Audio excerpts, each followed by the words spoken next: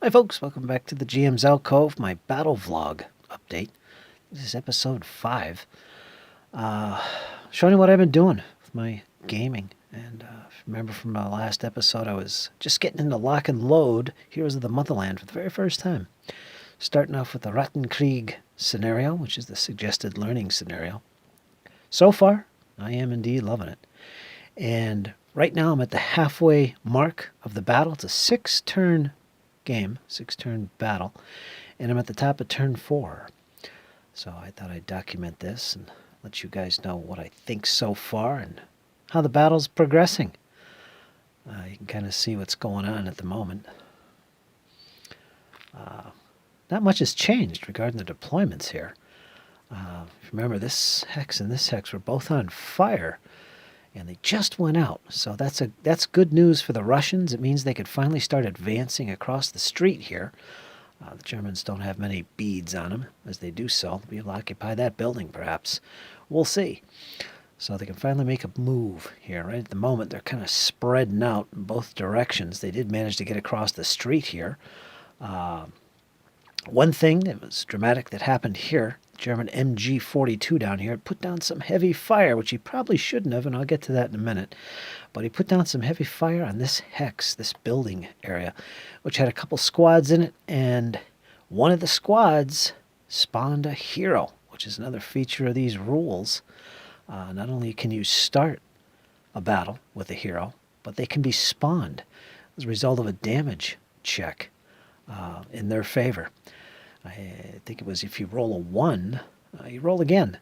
And if it's evens, that unit, that squad, will produce a hero. And this is what we got. Randomly pulled from the stockpile. Come up with this guy right here. And you also randomly give him a skill. Well, a randomly chosen skill. And he got Leader Hero, which basically makes him a leader, which is very appropriate in this situation. With a leadership modifier of 1, and he can do all the things that a leader can do. Normally, heroes don't have that ability, although units stacked with heroes can attempt to rally, which is something usually reserved to leaders and heroes. So, yeah, hero has that anyway. But, yeah, we'll see how this pulls off. He crossed the street down here with those very same 2 squads. This building was then occupied by the squad that was up here, and the other squad went up to this direction. And again, there's a machine gun placed up here, 12.7 millimeter. Not very effective fire coming from these guys as a whole. Haven't been able to do much up here, but the only target is this hex and this MG42 were the only eligible targets. I will say one thing.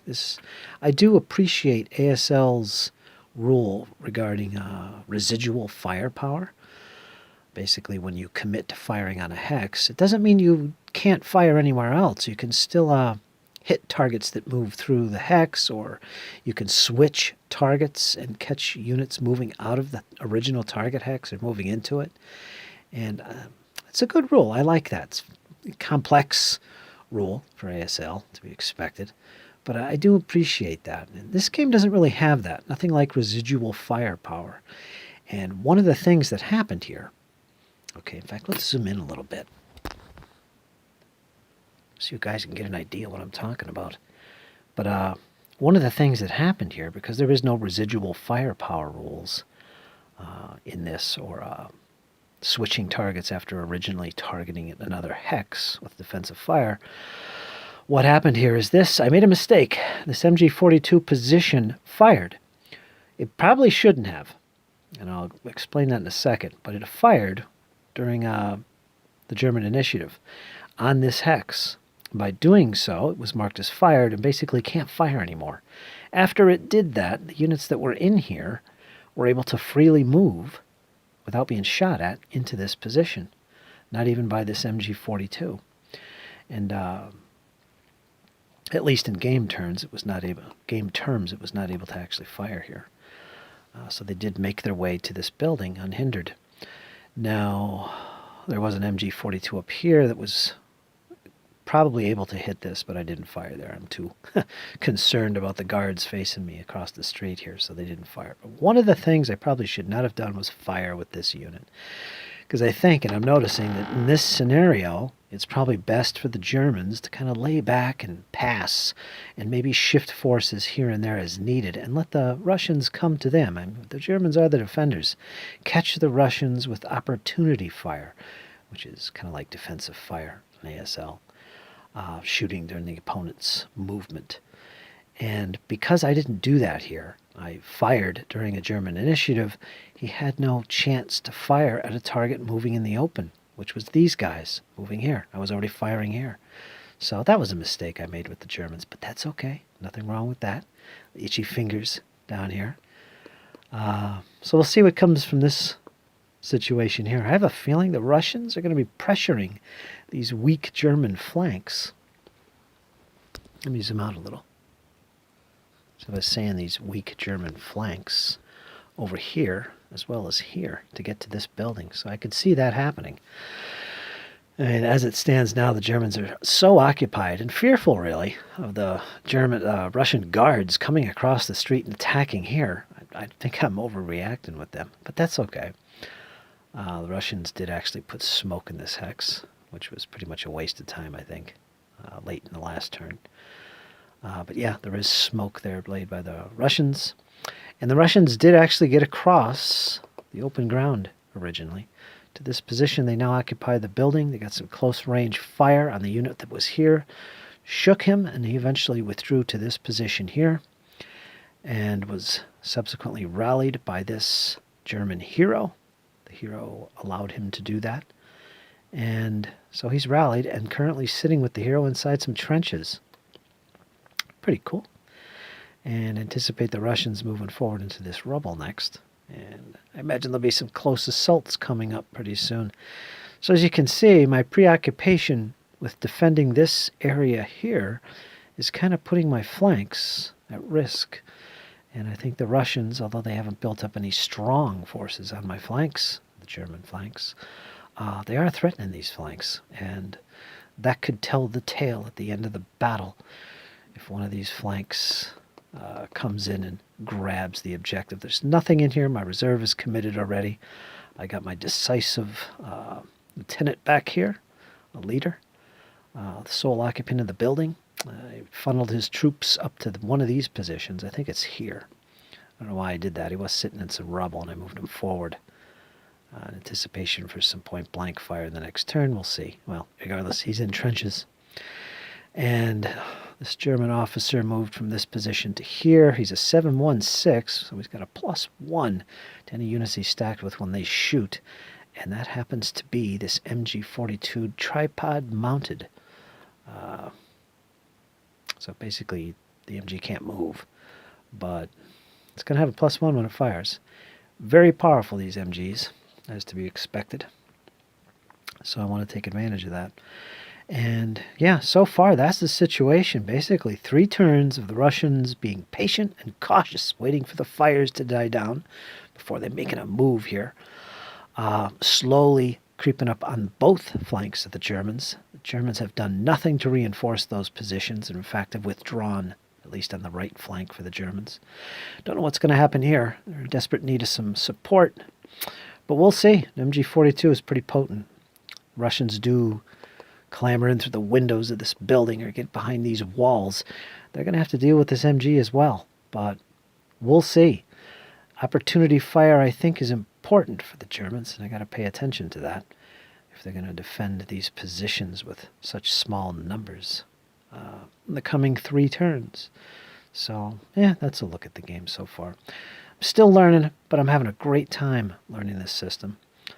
There's a lot of counters. I do notice that.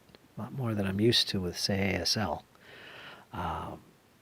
But most of these counters you don't need to put down, even if they're suggested, because you know what's going on.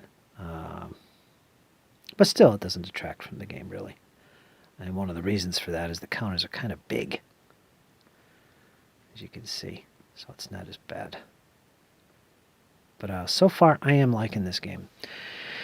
And perfect for a casual game. I've had some people ask me or state that they're looking for a game that's a little easier on the brain cells when it comes to gameplay compared to ASL. And I always recommend people look to the starter kits for ASL because, man, ASL is just, that detail is so awesome in your games. And it's a fun system to play, especially if you're using the starter kits like I've been using. But that said, I also got to say that this game is a real joy to play, and I think it's right up your alley. It's kind of like ASL Lite, in a way, kind of like the starter kits. But this has a slightly different take on game mechanics and the use of things like skills for your heroes and leaders. It's fun, so I recommend this as well so far. Yeah, so far I'm liking it. What else? I don't know. It's an interesting scenario. I know ASL has a scenario called War of the Rats, which is Rattenkrieg. I thought it would be similar to this, but don't think it is. No, it's definitely not. Totally different scenario. In fact, I made a video on that scenario for ASL. You can check that out. Look at my ASL playlist or my World War II Madness vlog, which is my World War II vlog. Got so many vlogs anymore. But anyway, that's what's going on. The smoke will come off the board in the next, or the end of this turn, basically. What's it called again? The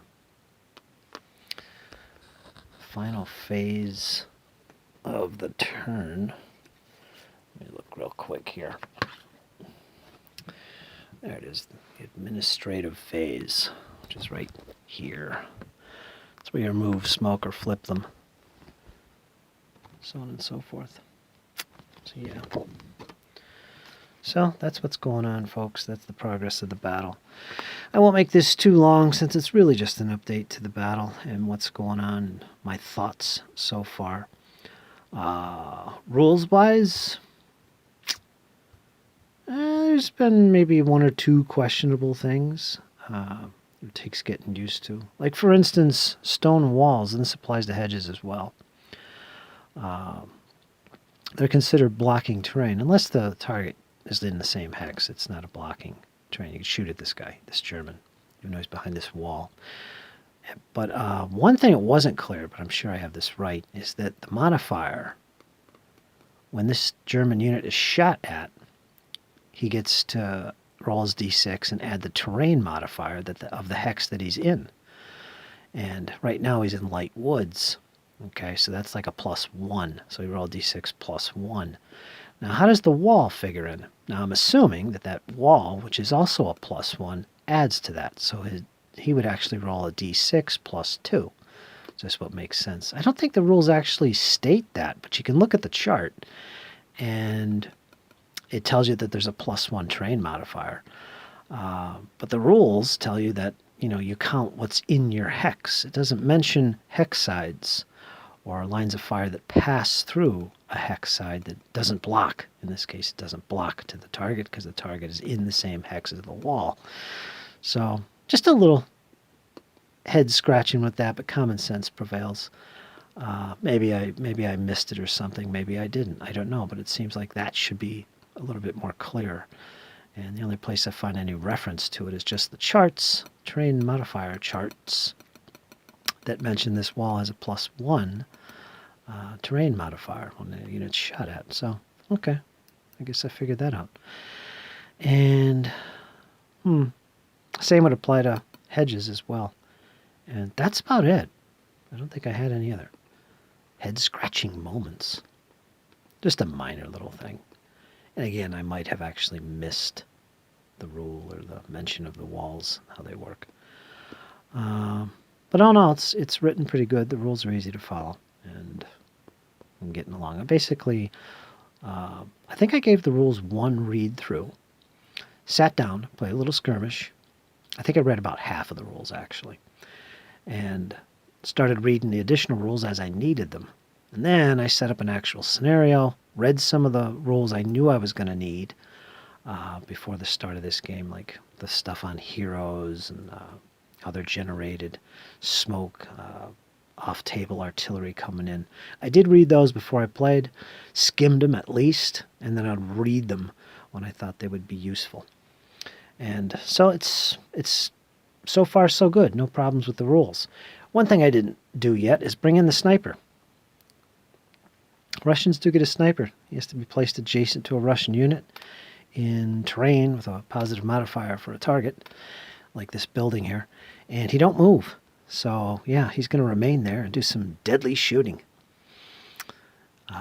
Yeah, so I have to bring him in. I'll think of bringing him in this next turn and see how the rules for that work out. And we'll see if the Russians can overwhelm the Germans with the last 3 turns of the battle. What do you think, folks? Think the Germans will hold out? MG42 on tripod sitting right here. Another one down here. See what happens. See if these Russians want to chance and hit the flanks and get around to this building that way, as opposed to just rushing across the street through smoke or whatever. We got Lieutenant Petrov up here, a 716 commander. He's got 2 guard squads with him, one of which has a Molotov cocktail, which will be useful. It's a range of 1 hex. Can also be used in close assaults, not just throwing it. So, yeah, that's the situation so far. No major casualties, and everything at the moment has been rallied. There's no shaken units, so it's kind of a reprieve, a calm, if you will, before the storm. The fires have died down. The Russians are readying themselves for the big push. And, yeah, I'll make one more vlog update after this, I think, regarding this game and show you the results and my final thoughts on the scenario. Again, so far, so good. So, folks, that's about it. I'll see you in the next vlog update. You guys take care. Hang in there. It's only going to get better. You know it. Take care, folks.